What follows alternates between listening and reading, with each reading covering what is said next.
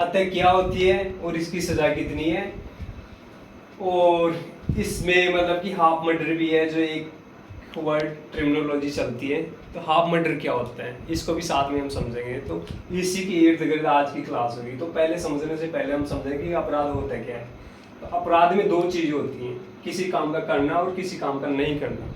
तो दोनों ही श्रेणियों में अपराध किया जा सकता है। जैसे कि हम उदाहरण के तौर पर समझना चाहें, अगर कोई नदी है पास में, अगर कोई डूब रहा है, अगर कोई किसी को बचाता नहीं है, तो अपराध वैसे अगर देखा जाए तो नैतिक रूप से अपराध होगा, लेकिन वह कानूनी रूप से कोई अपराध नहीं है, क्योंकि कानून में कहीं भी नहीं लिखा हुआ अगर किसी की मदद नहीं करते हैं तो उसकी उतनी सज़ा मिलेगी। तो इसका लोभ करना मतलब ओमिशन, किसी चीज़ का नहीं करना अपराध की श्रेणी में आता है। तब आता है जब उसका कर्तव्य होता है, विधि के द्वारा उसको निर्बंधित किया जाता है कि उसको अगर नहीं करता है तो वह उस सज़ा का प्रावधान है। तो हम इसे ही आज समझेंगे कि अपराध क्या है। तो अपराध में दो तत्व बता दिए, एक्टस रिया और मेंस रिया, आपने सुना होगा। एक्टस रिया का मतलब है कि आप मानसिक, अगर दिमाग में, मन में अगर दुष्प्रेस है, मतलब कि कह सकते हैं कि उसकी दुर्भावना है, दुर्भावना और उसका कार्य करना। तो दुर्भावना है तब तक तो अपराध नहीं माना जा सकता, लेकिन दुर्भावना के साथ में अगर कोई करता है तो अपराध की श्रेणी में आ जाता है। अगर किसी की मरने वाले की अगर हम योजना बनाते हैं, षड्यंत्र करते हैं, तो वह अपराध की श्रेणी में नहीं आता है।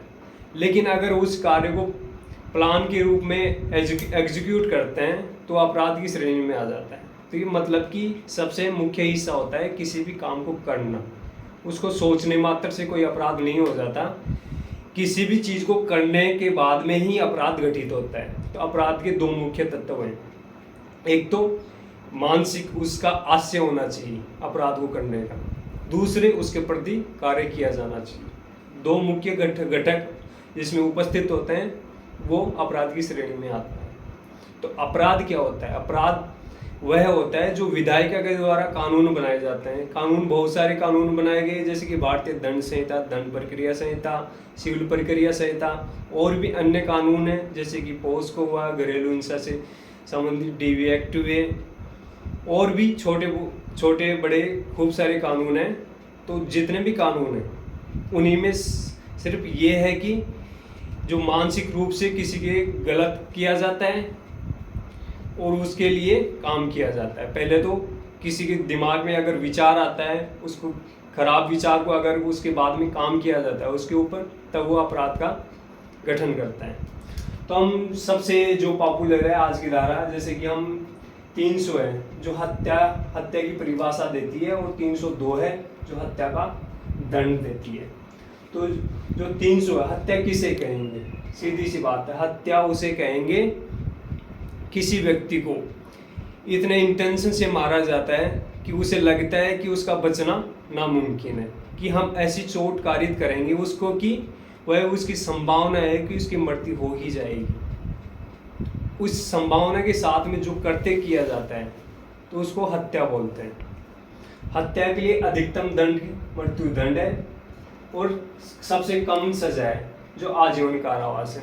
आजीवन कारावास से संबंधित ये है कि आजीवन कारावास के जब तक कि इंसान प्राकृतिक मृत्यु, जो जीवन होता है जन्म से लेकर मृत्यु तक, बिना किसी, अगर बीमारी से मरता है तो वो प्राकृतिक जीवन होगा, अगर किसी एक्सीडेंट में मारा जाता है या किसी अन्य रूप से मारा जाता है, कोई आकस्मिक दुर्घटना के कारण, तो वह मतलब कि प्राकृतिक मृत्यु में नहीं आता। लेकिन जो सामान्य रूप से किसी बीमारी के द्वारा मारा जाता है तो प्राकृतिक मृत्यु में आता है। तो प्राकृतिक मृत्यु के द्वारा आजीवन जेल के अंदर ही मृत्यु होगी उस अपराधी की, जब उसको सजा हो जाती है। तो आजीवन कारावास का यही मतलब है कि पूरे जीवन भर तक वो जेल में ही रहेगा। तो सबसे कम सजा है आजीवन कारावास और अधिकतम सजा है मृत्युदंड। तो मृत्युदंड है, तो ये आप समझ गए कि क्या है। 302 है जो हत्या के अपराध के दंड का प्रावधान करती है, और 300 है जिसमें हत्या की परिभाषा दी गई कि हत्या किसे कहा जाएगा। साथ में इसकी अधिकतम सजा का प्रावधान क्या है? इसके अधिकतम सजा का प्रावधान है कि मृत्युदंड। इसमें जो भी अगर विरल से विरलतम मामलों में मृत्युदंड की सजा दी जा सकती है, जिसमें एक सबसे फेमस केस है जो बच्चन सिंह वर्सेस पंजाब राज्य। उसमें ये बताया गया है कि हर किसी को भी 302 लगा के मृत्युदंड की सजा नहीं दी जा सकती। ऐसे मामले जो बिल्कुल ही हटके हों, विरल से विरलतम हो। विरल से विरलतम में कैसे आएंगे, जैसे कि थोड़े दिनों पहले या कुछ वर्ष पहले एक केस हुआ था जो निर्भया कांड, दिल्ली में सबसे फेमस केस हुआ होगा। ऐसे मामले जिसमें कि किसी भी अगर आरोपी को, मतलब कि जो अभियुक्त है, उसको इस तरीके से मारा गया है कि अमानवीय तरीके से, उसके साथ में कि एक मानव का जो अपराध है उसको भी कई श्रेणियों में किया जाता है कि इंसान को इस तरीके से उसके शव को छिन्न भिन्न करना कि अमानवीय हो जाता है, कि जानवर की तरह किसी के साथ में हत्या करना, तो विरल से विरलतम मामलों में आ जाता है। ऐसे मामलों में ही अधिकतम सजा का प्रावधान दिया गया है। ऐसे मामलों में मृत्युदंड का प्रावधान दिया गया है। दूसरा टर्म है कि हाफ मर्डर जैसी कोई चीज कानून में वैसे तो होती नहीं है, लेकिन जो जनता में काफी पॉपुलर हो रखी है। हाफ मर्डर का मतलब है कि हत्या का प्रयास, ऐसा प्रयास कि आदमी मरे भी ना और जिंदा भी ना रहे। इस तरह की मरने का और जिंदे का एक सामान्य रूप और मर जाए तो उसका बीच का रूप है तो बीच का रूप है, मतलब कि हाथ पैर बुरी तरीके से क्षतिग्रस्त हो जाए, सर में इतनी बुरी चोट आ जाए कि महीने भर तक या साल भर तक उसको बेड रेस्ट से उठना ही ना पड़े। तो इस तरीके की जो भी इंजरीज होती हैं, जैसे कि आंख फोड़ देना या फिर हाथ तोड़ देना पूरी तरीके से, तो ऐसे चीज़ों को हाफ मर्डर की श्रेणी में बोला जाता है। तो हाफ मर्डर का सीधा सा मतलब है कि 307 में हत्या का प्रयास है। ये हत्या हम इस तरीके से कि मार गए तो मारने ही थे लेकिन वो बच गया, जैसे कि हाथ पैर टूट गए लेकिन गए मारने थे, तो हत्या का प्रयास हो गया, तो इसको हम हाफ मर्डर की श्रेणी में रख सकते हैं। तो इसकी सजा का प्रावधान है, इसके लिए 2 धाराओं का काम मिल लिया जाता है, जो 326 है, 324 है। उनमें उन धाराओं का प्रावधान जो गंभीर क्षति कारित की जाती है जो भी शरीर के प्रति, उनके अंदर उनको सजा का प्रावधान दिए गए। तो हाफ मर्डर हत्या का प्रयास है, तो हत्या का प्रयास हाफ मर्डर को ही 307 में ही लेना जाएगा, जिसे हत्या का प्रयास कहा जाता है। जमानत का प्रावधान क्या है? जमानत ये है, ये जो है 300 अपराध 302 है, तो ये जमानती प्रावधान है। जब तक उसको साबित नहीं हो जाता है कि उसने किए, तो अभियुक्त को जमानत का अधिकार प्राप्त है। जब तक उस पे शंका है, जब तक उसके जो सबूत हैं उनसे साबित नहीं हो जाता है कि इसने हत्या की है, तब तक आरोपी है वो जमानत के आधार पर बाहर रह सकता है, अपनी सुरक्षा कर सकता है, अपने अधिवक्ता को नियुक्त कर सकता है और अपने लिए सबूत जुटा सकता है। तो ये थी। तो बेसिक रूप से देखा जाए तो अपराध है, अपराध के 2 होते हैं कि एक तो